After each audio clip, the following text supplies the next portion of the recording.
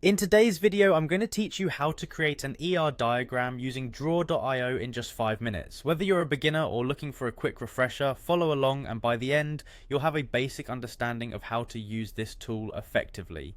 Let's dive right in by getting started with draw.io. First, open your web browser and head over to draw.io.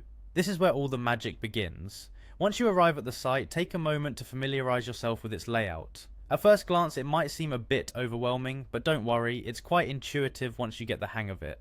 Next, look for the option labelled plus more shapes, which you'll find on the left hand side of the screen. Click on it to bring up an array of additional options that you can use to enhance your diagramming experience. In this expanded menu, search for and check the box next to entity relation. This is a crucial step as it unlocks the shapes you'll need to create your ER diagram.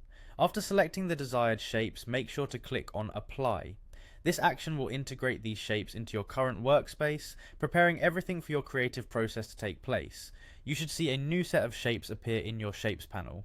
Now it's time to get those entity relation shapes working. Click on the specific shape you want to utilize. For example, you might start with a rectangle to represent an entity in your database, or you could opt for an ellipse or any other form that fits your model. Simply click and drag the shape onto your canvas to start building your diagram. Once your shapes are on the canvas, you might want to make them visually distinct. This is where the style option comes into play. Click on style to add a color fill to each shape.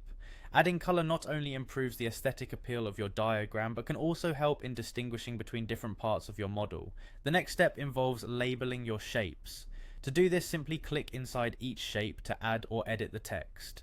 Clearly labeling your entities makes your diagram understandable and useful, especially if it's going to be shared or presented to others. After setting up your shapes and labels, you'll need to establish connections between them. Click to select and draw arrows connecting the various entities. These arrows represent relationships and are essential for highlighting how data entities interact with one another. Finally, once you've completed your diagram, take a moment to save your work. You'll find the save option usually in the top menu. This ensures that none of your hard work is lost and allows you to revisit and modify the diagram if necessary. And that's it.